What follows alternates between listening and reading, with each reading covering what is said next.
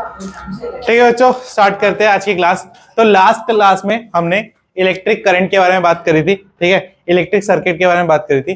तो आज हम इलेक्ट्रिसिटी से रिलेटेड कुछ इंपॉर्टेंट सिंबल्स के बारे में बात करेंगे, ठीक है, जिनके बारे में आपको पता होना जरूरी है। ठीक है, प्रीवियस क्लासेस में आप पढ़ते आ चुके हो, बट एक बार आपको बताना जरूरी है। ठीक है, तो सिंबल्स, इलेक्ट्रिक सिंबल्स, विद्युत चिन्ह, विद्युत चिन्ह। ठीक है, तो इसमें बच्चों हम कौन कौन से सिंबल्स के बारे में पढ़ने वाले हैं? बल्ब, ठीक है, switch, cell, battery, connecting wires, इन सब के बारे में पढ़ने वाले। ठीक है, तो देखो सबसे पहले स्टार्ट करते हैं। ये जो सिंपल लाइन आपको दिख रही है, इसको कहा जाता है कनेक्टिंग वायर। क्या बोला जाता है? Connecting wire.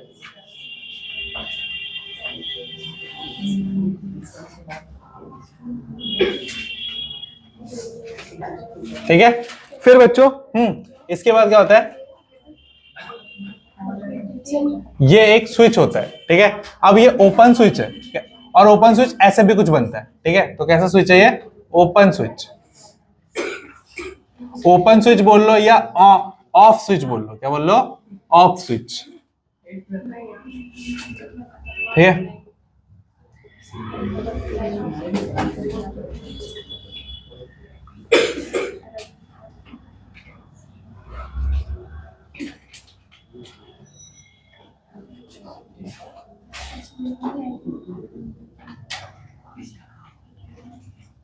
देख लेना भाई स्विच कैसे लिखते हैं, पैसा लिखा रहा। नहीं होता है तो हिंदी कैसे कैसे ये ठीक है,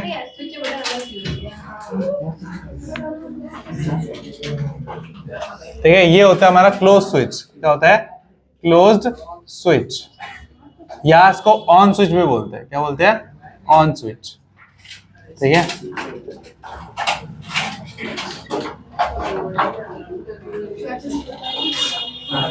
ठीक है। नेक्स्ट बच्चों, ओए इसको बोला जाता है रेजिस्टेंस, यानी कि प्रतिरोध। ठीक है,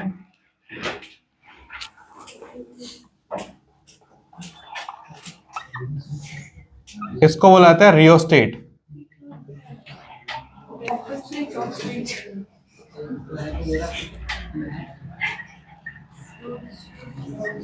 या वेरिएबल रेजिस्टेंस।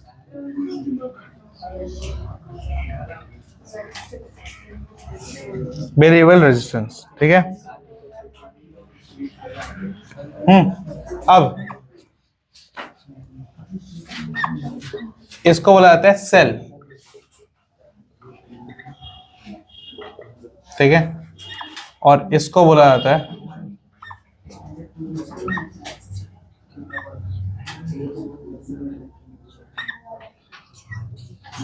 है बैटरी।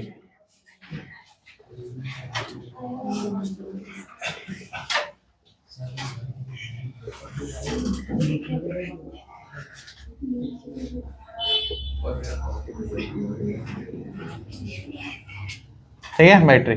अब बैटरी क्या होता है? हाँ, ये कॉम्बिनेशन ऑफ सेल्स होते हैं। कॉम्बिनेशन ऑफ सेल्स को क्या कहा जाता है? बैटरी। ठीक है, सेल के संयोजन को, सेल के संयोजन को क्या कहा जाता है? बैटरी। ठीक है, और ये बल्ब होता है। ठीक है, ऐसा कुछ होता है बल्ब। ठीक है, बल्ब। तो ये कुछ इंपॉर्टेंट आपके हैं। ठीक है, इंपॉर्टेंट सिंबल्स हैं जो आपको पता होने चाहिए। ठीक, हाँ हाँ, देख, पढ़ाई करी नहीं है ना, तो देखोगे कहाँ से? मेरे क्या गिरा दिया? वो मुझे क्या पता, तूने गिरा रखा है। आप ये ट्यूशन गए हो, लाओ दो सारी।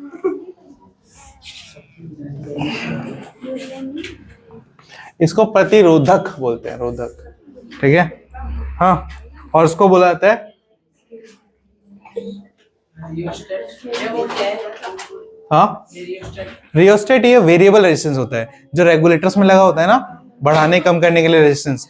हाँ हाँ, वो वाला रियोस्टेट।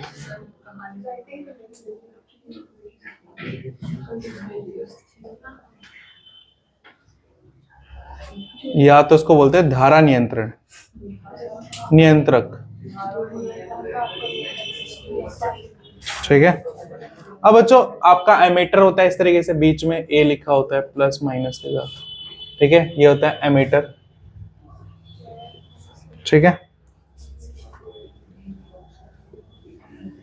और बीच में वी लिखा हुआ तो उसको बोलेंगे वोल्ट मीटर, वोल्ट मीटर। अब एमीटर क्या होता है, ये क्या करता है, करंट को मेजर करता है, मेजर, कल भी बताया था, मेजर करंट। और वोल्ट मीटर का काम क्या होता है, मेजर वोल्टेज। ठीक है, ये वोल्टेज मापता है, वोल्टेज को मापता है, और ये धारा को। ठीक है,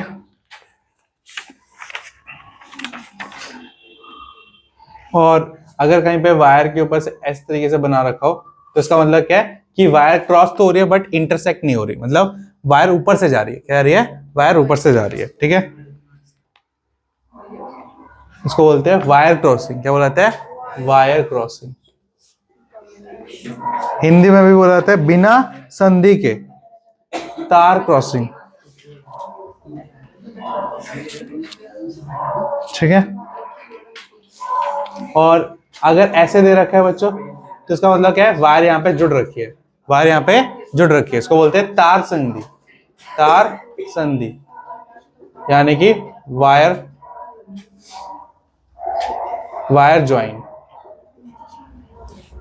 ठीक है, तो ये हमारे इंपॉर्टेंट इलेक्ट्रिकल सिंबल्स होते हैं। ठीक है, जब हम एक इलेक्ट्रिक सर्किट बनाएंगे ना तो इन सब का इस्तेमाल करेंगे। ठीक है, जल्दी से नोट डाउन कर लो उसको, फिर मैं आपको सर्किट बना के दिखाता हूं।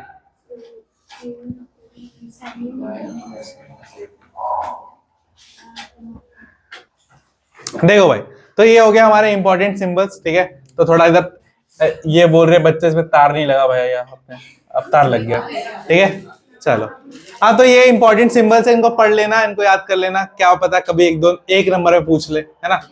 तो चलिए अब एक इलेक्ट्रिक सर्किट देखते हैं। इलेक्ट्रिक सर्किट का मैंने आपको डेफिनेशन लिखवा दिया था, है ना, लास्ट क्लास में। हाँ, उसी पे खत्म हुआ था। अब आगे बात करते हैं कि इलेक्ट्रिक सर्किट जो होता है ड्रॉ कैसे करते हैं। ठीक है, इलेक्ट्रिक सर्किट, विद्युत परिपथ, विद्युत परिपथ। ठीक है, अब ध्यान से देखो।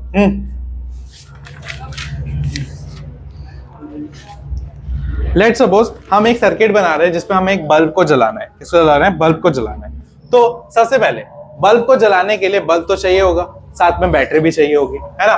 चलो, तो सबसे पहले हमने एक बल्ब बना लिया, बल्ब बना लिया। हाँ, अब इस बल्ब को एक बैटरी से कनेक्ट करा। किससे कनेक्ट करा, बैटरी से। वो भी कहां से, पॉजिटिव टर्मिनल से। किससे कनेक्ट करा, पॉजिटिव टर्मिनल से। ठीक है, हाँ, और फिर यहां पे क्या लगाया, एक स्विच लगाया। क्या लगाया, स्विच। ठीक है, और फिर करंट को मापने के लिए क्या लगाया, यहां पे एक एमीटर लगाया। क्या लगाया, एमीटर लगाया। तो प्लस माइनस। ठीक है, अब स्विच ऑफ है, दिए ध्यान से देख। ठीक है, हाँ, स्विच क्या है, अभी ऑफ है। जैसे स्विच ऑन होगा, की, इसको बोलते हैं की, जैसे ही स्विच ऑन हुआ करंट क्या होना स्टार्ट हो जाएगा, फ्लो होना। क्या हो जाएगा, स्टार्ट हो जाएगा। और बल्ब जो होगा वो क्या हो जाएगा, ग्लो होना स्टार्ट कर देगा। ठीक है, अब ठीक है ना, क्या, हाँ, तो मैंने कब गलत बनाया। ठीक है, तो अभी हमने क्या करा, स्विच को ऑन करा। पहले स्विच क्या था, ऑफ था। ठीक है, पहले कंडीशन क्या थी, ऑफ। ये वाली कौन सी है, स्विच ऑन कंडीशन है। ठीक है, ऑन वाली। ऑफ वाली वही सेम।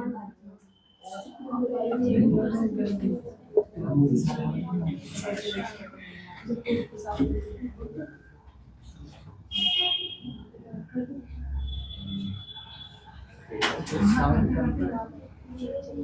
है, ये ऑफ कंडीशन है। ये कौन सी कंडीशन है? ऑफ। ठीक है, तो ऑन कंडीशन और ऑफ कंडीशन में क्या फर्क है कि बच्चों इसमें इलेक्ट्रिक करंट का फ्लो हो रहा होगा, इसमें फ्लो नहीं हो रहा होगा। ठीक है, इसमें फ्लो नहीं हो रहा होगा। बस समझ में आए? ठीक है, तो ऑफ और ऑन में ये फर्क होता है। तो ये सर्किट डायग्राम भी कह सकते हो, उसी को सर्किट डायग्राम भी कहते हैं। हाँ, आ जाता है कई बार। चलो, अब नेक्स्ट जो इंपॉर्टेंट चीज आज की क्लास में हमें पढ़ना है वो है हमारा Ohm's law.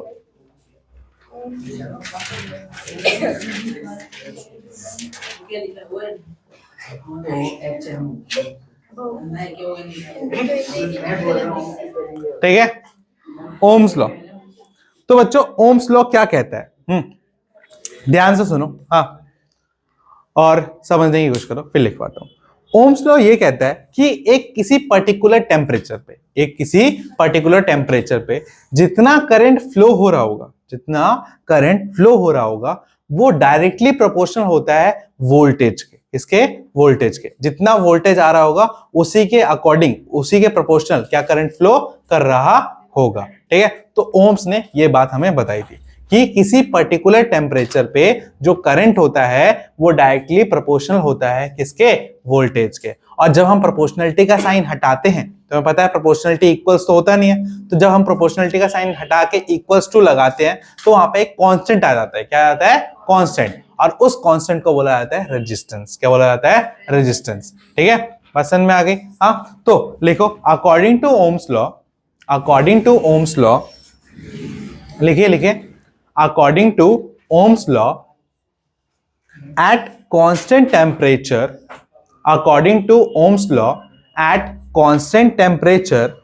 comma, the current flowing through a conductor is directly proportional to the at a constant temperature, comma, the current flowing through a conductor is directly proportional to the potential difference को ही voltage बोला जाता है। ठीक है, potential difference को क्या बोला जाता है? Voltage.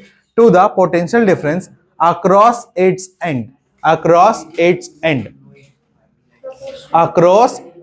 ends, proportional to the potential difference across its ends। Hindi में लिखो, ओम के नियम के अनुसार, हिंदी में लिखिए, ओम के नियम के अनुसार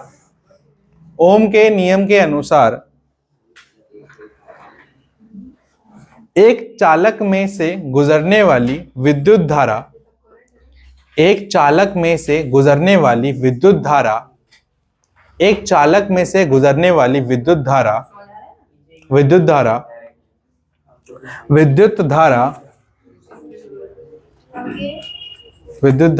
लिखा,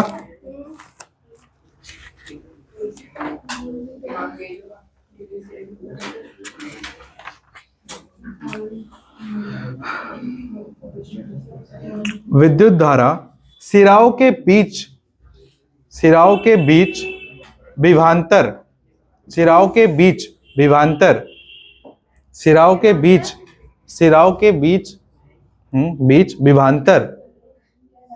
के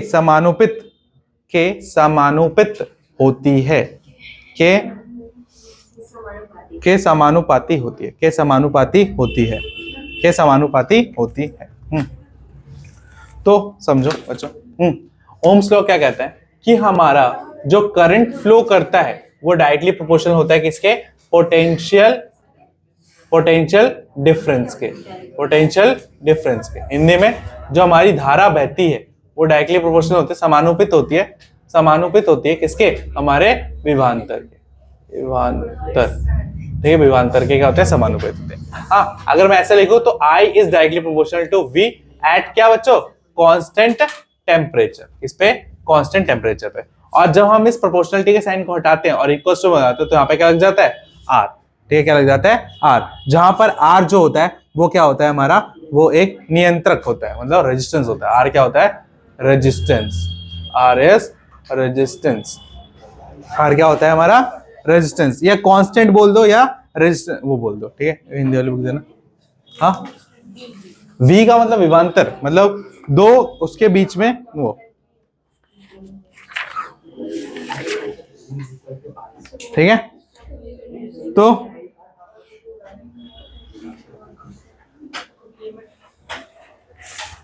आर जो होता है वो क्या होता है हमारा, प्रतिरोध कहलाता है। क्या कहलाता है, प्रतिरोध। ठीक है, बात समझ में आ गई। हाँ, तो यही हमारा ओम्स लॉ होता है। अब आप यहाँ पे सोच रहे होगे कि यहाँ पर जो पोटेंशियल डिफरेंस होता है इसका मतलब क्या होता है, इसका मतलब क्या होता है, जिसको V से डिनोट करते हैं, विभवांतर।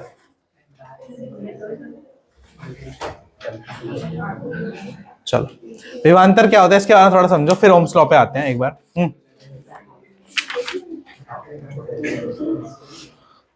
हाँ भाई, तो तुम्हें क्या लगता है कि इलेक्ट्रिक जो करंट फ्लो होता है वो अपने आप फ्लो हो जाता है? हाँ, या एक बार बताओ, चलो करंट को छोड़ो। हाँ, अब मुझे बताओ, जब घर के ऊपर एक टंकी लगी होती है, हाँ, और नलके में जो पानी आता है वो क्यों आता है? क्या वहां पे कोई मोटर लगी होती है जो पानी को नीचे भेज रहा होता है? नहीं, डायरेक्टली पाइप से पानी आता है। हाँ, बस ऊपर टंकी लगी होती है, नीचे नलका खोलते पानी आता है। ऐसा क्या होता है कि नीचे पानी आता है? क्या रीजन होता है इसके पीछे? हाँ, ग्रेविटी होती है, एटमॉस्फेरिक प्रेशर होता है, और क्या होता है? हाँ, एक चीज को मिस कर रहे हो। हाँ, कि देखो, जो हो गया, जो हमारी टंकी होती है वो पानी से पूरी तरीके से भरी होती है, तो वहां पे पानी का फ्लो जो होता है, वो पानी जो होता है वो बहुत ज्यादा अमाउंट में है। हाँ, बट जो नलका होता है वहां पर पानी क्या है, बिल्कुल नहीं है। ठीक है, तो ये क्या हो गया, हाई टू लो कंडीशन बन गई ना, हाई टू लो कंडीशन बन गई। और नेचर में एक कंडीशन होती है कि कहीं पे भी ज्यादा हो और कहीं पे भी कम हो, तो क्या करने की कोशिश करता है, बैलेंस करने की कोशिश करता है। तभी क्या होता है, जो फ्लो होता है वो कहां से होता है, ज्यादा से कम की तरफ होता है ऐसा। हाँ, तो इसी को क्या बोला जाता है, पोटेंशियल डिफरेंस। क्या बोला जाता है, पोटेंशियल डिफरेंस। मतलब जब नलका खोलेंगे तो उसके अंदर भी पोटेंशियल है ना, कि वहां पे भी पानी आ सके, उसके अंदर भी वो है ना पावर, कि वहां पे पानी उसको रोक सके। बट पानी सारा का सारा कहां रुका हुआ है, टंकी में। ठीक है, तो जैसे नलका खोला तो इस पोटेंशियल डिफरेंस की वजह से क्या हुआ, पानी सर से नीचे आया और बहुत स्पीड से आता है, बहुत स्पीड से आता है ना। हाँ, चाहे आपने टंकी 1 फ्लोर पे लगा रखी हो या 5 फ्लोर पे लगा रखी हो, वाटर का फ्लो जो होता है बहुत स्पीड में आता है। क्यों? क्योंकि सेम रीजन कि नलके पे पास क्या है, वहां पे बिल्कुल भी पानी नहीं है, और टंकी में क्या है, बहुत ज्यादा पानी है। तो सेम कंडीशन अज्यूम करो यहां पर भी होता है कि बैटरी के अंदर बहुत ज्यादा इलेक्ट्रॉन होते हैं, बैटरी के पास क्या होते हैं, बहुत ज्यादा इलेक्ट्रॉन होते हैं। बट जो अप्लायंस है, जो हमने उससे जोड़ रखा है, उसके पास कुछ भी नहीं होता है। तो जैसे ही हम स्विच को ऑन करते हैं तो क्या होता है, हाँ, ज्यादा से कम की तरफ क्या होता है, भागने लगता है। ठीक है, और ये ऐसा क्यों पाता है, क्योंकि एक जगह बहुत ज्यादा है और एक जगह क्या है, बहुत कम है। तो जब बहुत ज्यादा है और बहुत कम है तो उनके बीच में क्या होगा, ट्रांसफर होगा। क्या होगा, ट्रांसफर होगा। और इसी वजह से क्या होता है, हमारे जो चार्जेस होते हैं वो फ्लो करते हैं एक जगह से दूसरी जगह, और इसी को क्या बोला जाता है, पोटेंशियल डिफरेंस। है ना डिफरेंस इसमें, कि एक जगह ज्यादा है एक जगह कम है, तो डिफरेंस है। और इस डिफरेंस की वजह से चार्जेस का क्या होता है, फ्लो होता है। क्या होता है, चार्जेस का फ्लो होता है।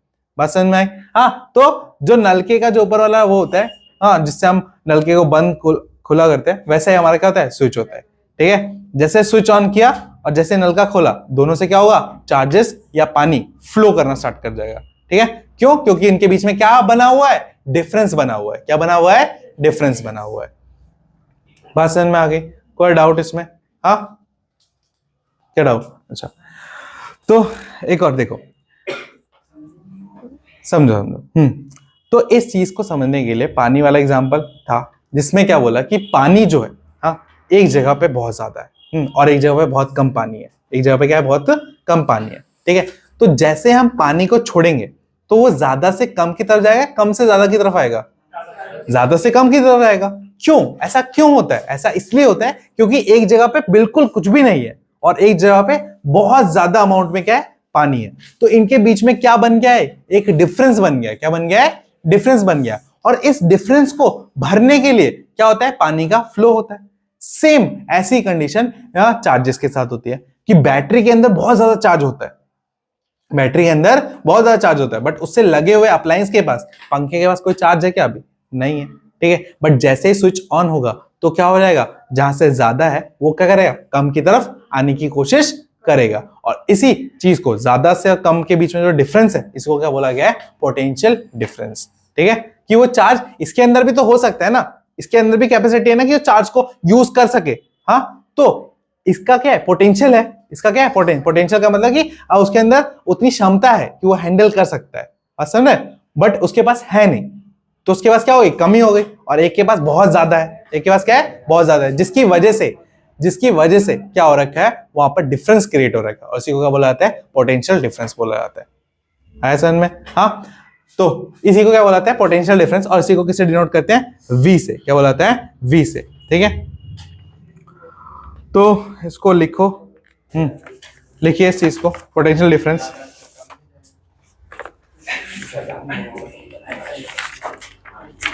एक्चुअली मुझे पोटेंशियल डिफरेंस वाला पहले करवाना था, फिर ओम्स लॉ करवाना था, बट कोई नहीं, चलो। बोलो भाई।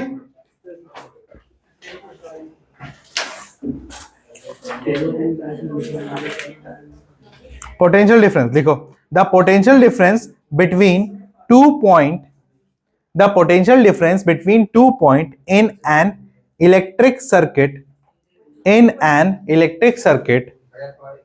फिर से बोल रहा हूं, हाँ शांत। The potential difference between 2 points in an electric circuit is defined as the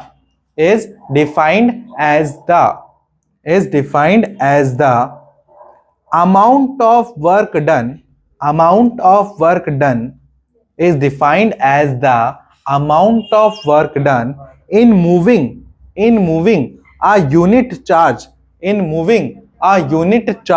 from one point to other,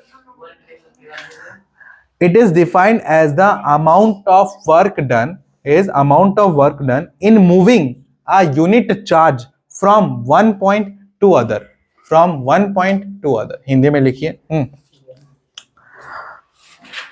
एक विद्युत परिपथ के दो सिराओं के बीच के विभवांतर, एक विद्युत परिपथ के दो सिराओं के बीच के विभवांतर, एक विद्युत परिपथ के दो सिराओं के बीच के विभवांतर को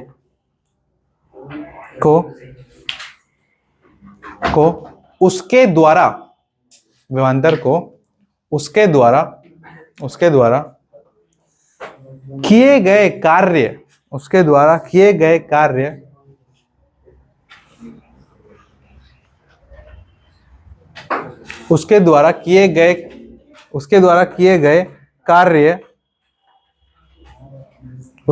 किए गए कार्य जो कि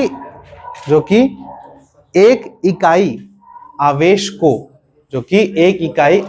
को एक जगह से दूसरी जगह, एक इकाई आवेश को एक जगह से दूसरी जगह ले जाने में हुआ है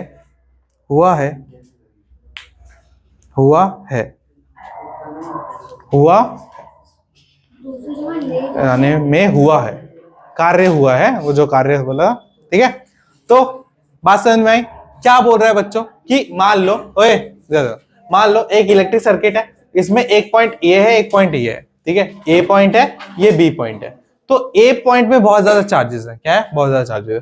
तो यहां से एक यूनिट चार्ज, कौन सा, एक यूनिट चार्ज को ए से बी तक लेके जाने में जितना काम करना पड़ेगा, उस काम को क्या बोला गया है, इलेक्ट्रिकल पोटेंशियल डिफरेंस। क्या बोला गया है, पोटेंशियल डिफरेंस या विभवांतर कहा गया है, ठीक है। एक यूनिट या एक इकाई आवेश को एक जगह से दूसरी जगह ले जाने में जो कार्य किया गया है उसी को विभवांतर कहा गया है। तो आप ऐसे और करके ऐसे लिख लो, ठीक है, और करके ऐसे लिख लो कि एक इकाई आवेश को एक जगह से दूसरी जगह ले जाने में एक इकाई आवेश को एक जगह से दूसरी जगह ले जाने में किए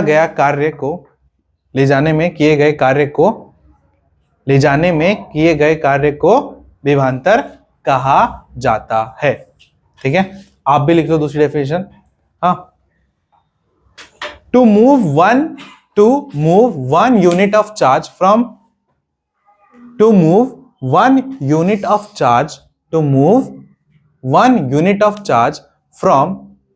one point to other point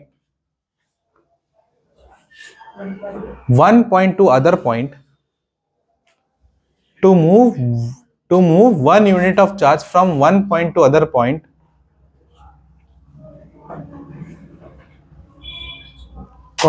work done is known as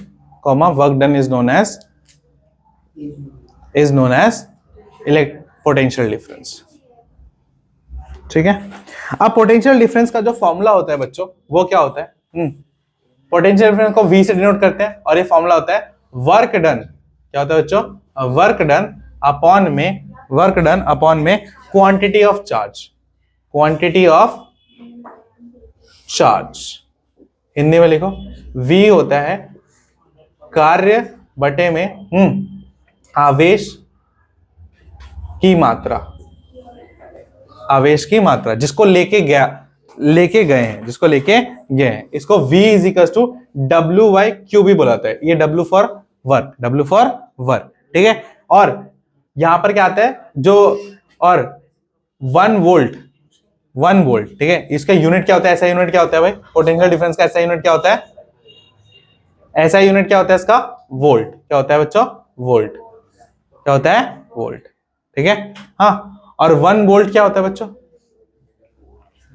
1 volt क्या होता है बच्चों? 1 वोल्ट क्या होता है?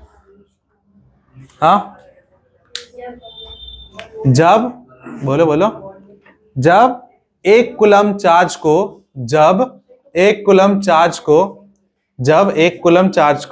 हाँ एक जगह से दूसरी जगह ले जाने में एक जूल कार्य किया गया हो तो उसे 1 वोल्ट कहा जाता है। बस समझ में? हाँ, कि जब मैं इंग्लिश में बोल रहा हूं कि जब एक जूल कार्य किया गया हो एक कूलम चार्ज को एक जगह से दूसरी जगह ले जाने में, उसी को क्या बोला जाता है? 1 वोल्ट कहा जाता है। तो लिख लोगे इसको अपने आप से, ठीक है।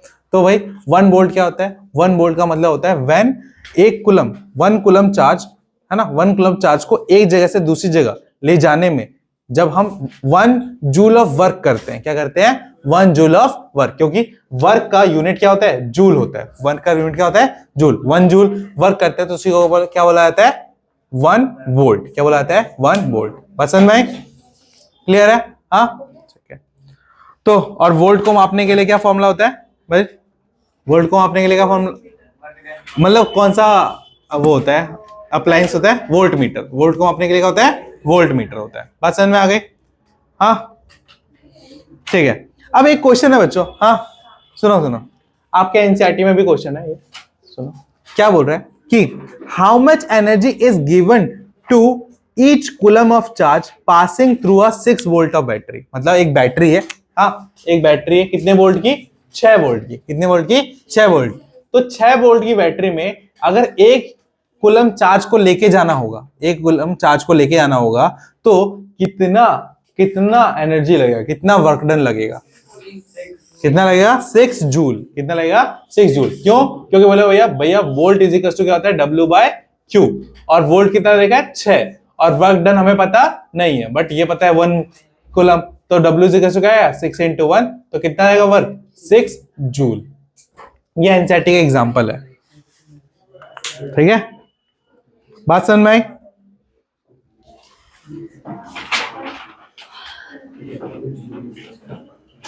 अब बताओ, जूल पर कूलम कौन सा होता है? जूल पर कुलम किसे कहा जाता है? 1 वोल्ट। जूल पर कुलम क्या होता है? 1 वोल्ट। ये कुलम, ठीक है। और मुझे ये बताओ कि 1 कुलम अपॉन में क्या था? एक मिनट मैं भूल गया। कुलम अपॉन टाइम या कुलम अपॉन टाइम, हाँ 1 कुलम अपॉन 1 सेकेंड क्या होता है? क्या होता है? करंट या 1 एम्पेयर, है ना?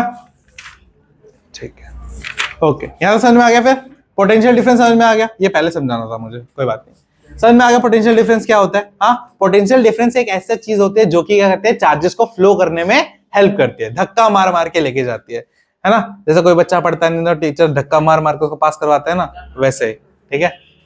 कोई बात नहीं, करवा दूंगा मैं तेरे को पास।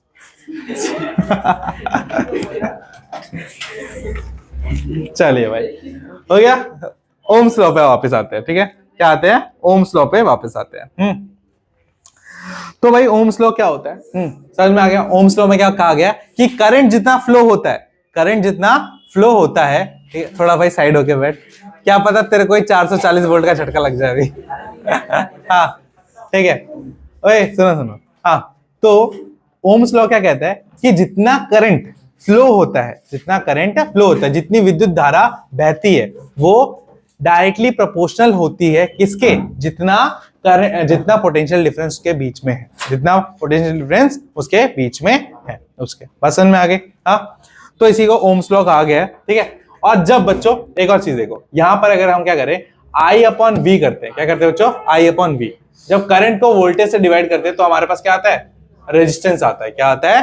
रेजिस्टेंस आता है। जब करंट को पोटेंशियल डिफरेंस से डिवाइड किया जाता है तो हमारे पास क्या आता है? रेजिस्टेंस आता है। क्या आता है? रेजिस्टेंस। मतलब देखो, कभी भी किसी भी वायर में से, किसी भी चीज में से करंट जब पास होती है तो ऐसा तो होता नहीं है कि 100% करंट भेजा, 100% करंट पहुंचा वहां पे, नहीं।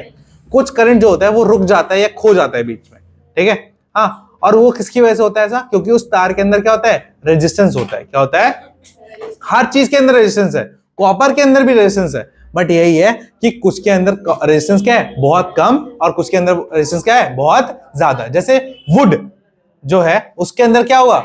रेजिस्टेंस क्या होगा? बहुत ज्यादा। रबड़ बहुत ज्यादा, ठीक है, बट कोई मेटल का पीस बहुत कम, है ना।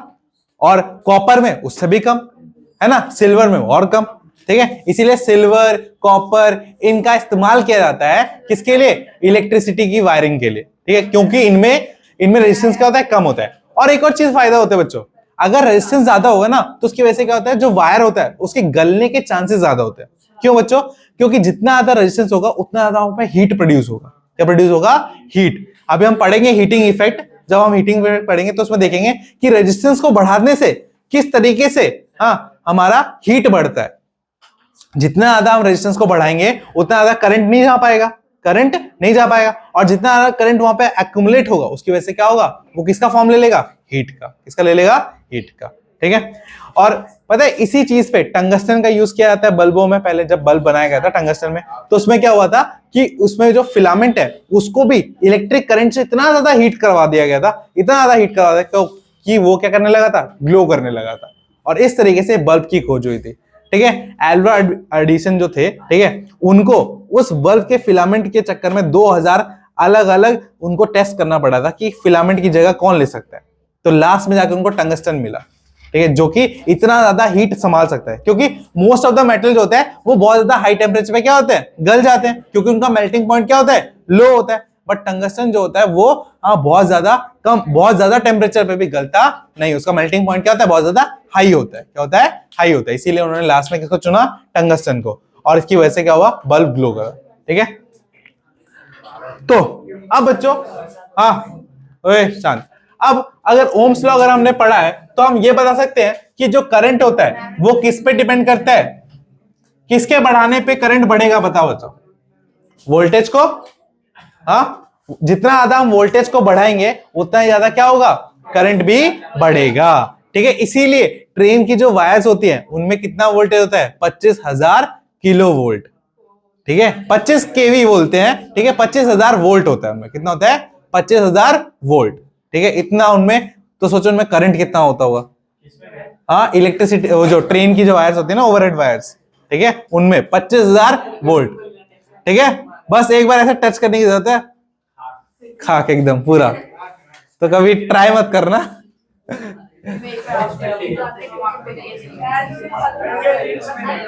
रील्स में बड़े खतरनाक लोग हैं भाई, रील्स में दिखा रहे हैं। ठीक है। हाँ तो बच्चों, ओम्स ओम्स लॉ के according to Ohm's law, according to Ohm's law,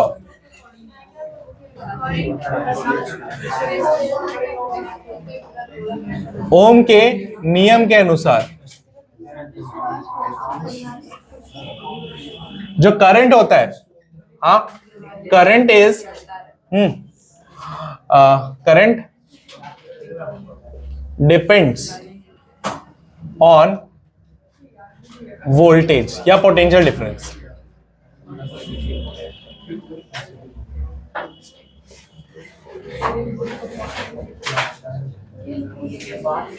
ठीक है, जो धारा होती है, धारा निर्भर करती है विभवांतर पे।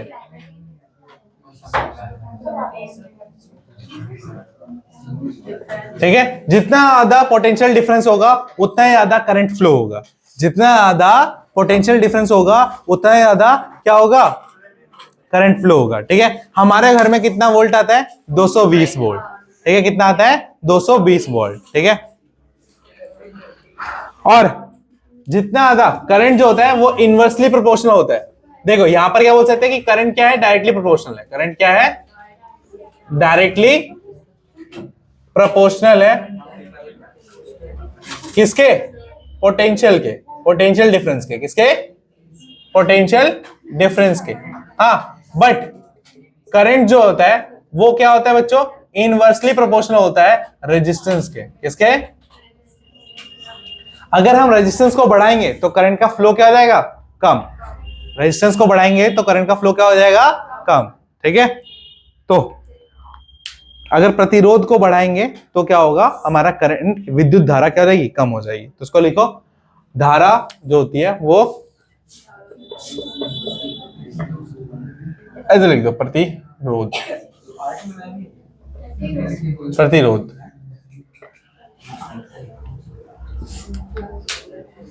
हाँ, अब यहां पर आते हैं कुछ इंटरेस्टिंग क्वेश्चन जो आपसे पेपर में पूछे जा सकते हैं। ठीक है, चलिए आंसर देने के लिए रेडी हो। तो बच्चों, अगर करंट जो है डायरेक्टली प्रोपोर्शनल है पोटेंशियल के, हाँ, तो अगर मैं पोटेंशियल डिफरेंस को डबल कर दूं, पोटेंशियल को क्या कर दूं, डबल कर दूं, तो करंट पे क्या फर्क पड़ेगा, करंट भी क्या हो जाएगा, डबल हो जाएगा। ठीक है, अगर मैं पोटेंशियल को हाफ कर दूं तो करंट क्या हो जाएगा, हाफ हो जाएगा। ठीक है, और अगर रेजिस्टेंस को मैं डबल करूं तो करंट क्या हो जाएगा, हाफ हो जाएगा। और अगर मैं रेजिस्टेंस को हाफ कर दूं, करंट क्या हो जाएगा, डबल हो जाएगा। क्लियर है?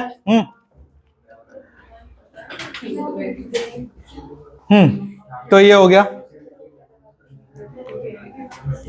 अब बात करते हैं बच्चों, तब से हम बहुत देर से बात करे जा रहे हैं कि रेजिस्टेंस, तो रेजिस्टेंस क्या होता है, प्रतिरोध जो होता है वो क्या होता है।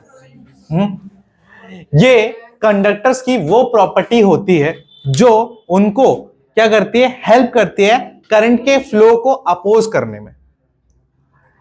रेजिस्टेंस क्या होती है, एक ऐसी प्रॉपर्टी होती है, एक ऐसा गुण होता है किसके, चालकों का। ठीक है, जो कि क्या करती है, वस्तु के अंदर विद्युत धारा को रोकती है। क्या करती है, रोकती है, उसको कम बहने देती है। उसी को क्या बोला जाता है, हमारा प्रतिरोध बोला जाता है। क्या बोला जाता है, प्रतिरोध। तो लिखिए, the property of a conductor, the property of a conductor, the property of a conductor due to which a property of the property of conductor due to which it opposes the flow of current, it opposes flow of current, it opposes flow of current through it is called resistance, through it is called resistance. Hindi में लिखिए, चालकों का वह गुण चालकों का वह गुण जो विद्युत धारा को बहने से रोकता है। चालकों का वह गुण जो विद्युत धारा को बहने से रोकता है, उसे प्रतिरोध कहा जाता है। प्रतिरोध कहा जाता है। और रेजिस्टेंस इज इक्वल टू क्या होता है बच्चों आपका? क्या होता है बच्चों? Resistance is equal to potential difference upon में क्या बच्चों? करंट, अपॉन में करंट। ठीक है, प्रतिरोध जो होता है वो समान होता है किसके? पोटेंशियल डिफरेंस, मतलब विभवांतर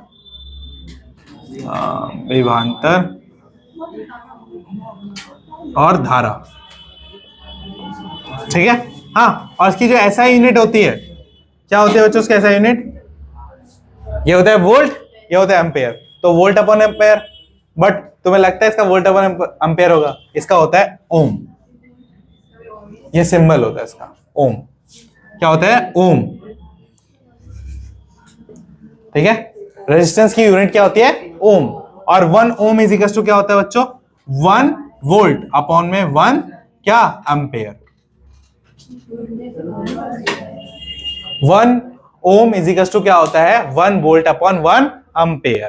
ठीक है, तो अगर आपको 1 ओम डिफाइन करने के लिए आए तो क्या बोलोगे कि potential difference of 1 volt is applied to its end to flow 1 ampere of current is known as 1। ठीक है, 1 ओम। हाँ हाँ, ओम पढ़ते हैं। किसने नाम रखा है वैसे? ओम साइंटिस्ट ने, साइंटिस्ट का नाम। मैंने बोला ना, साइंटिस्टों को ज्यादा बड़ी बड़ी यूनिट्स पसंद नहीं है, तो वो क्या कहते हैं? रिप्लेस कर देते हैं। जैसे न्यूटन ने करा, अपना नाम दे दिया। ठीक है, ओम ने करा। उससे पहले कल भी एक पढ़ रहे थे हम किसी का, हाँ, एम्पेयर ने दे दिया। ठीक है, तो इस तरह कूलम ने दे दिया अपना नाम। ठीक है, अभी क्यूरी पढ़ोगे, मैडम क्यूरी, उन्होंने भी दे रखा है। हाँ, ठीक है, तो यहां तक समझ में आ गया बच्चों? हाँ,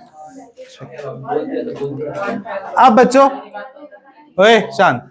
अब जो एक चीज होती है, ग्राफ होता है बच्चों। क्या होता है? ग्राफ होता है बिटवीन V और I। Graph between V and I। ठीक है, मतलब विभवांतर और धारा के बीच में जब हम ग्राफ प्लॉट करते हैं तो हमें कैसा ग्राफ मिलता है? एक स्ट्रेट लाइन मिलती है। क्या मिलती है? Straight line. और ये जो स्ट्रेट लाइन होती है ना बच्चों, इसी को क्या बोला जाता है? रेजिस्टेंस। क्या बोला जाता है इसी को? रेजिस्टेंस। ठीक है, क्योंकि V upon I is equal to क्या होता है? R। V upon I is equal to क्या होता है? R। ठीक है, तो ये इसको चेक करने के लिए अप्लायंस होता है, उसको चेक करते हैं उससे। और एक एक्सपेरिमेंट भी किया गया था बच्चों, वेरीफाई करने के लिए कि ओम्स लॉ जो कहता है कि सच में ऐसा होता है कि नहीं। ठीक है, कि सच में रेजिस्टेंस बढ़ाने से, हाँ, और पोटेंशियल को बढ़ाने से करंट पे इफेक्ट पड़ता है कि नहीं। तो एक एक्सपेरिमेंट भी किया गया था। ठीक है, जिसे क्या बोला? Experiment to verify Ohm's law. इसमें क्या करा गया था? एक सेटअप बनाया गया था।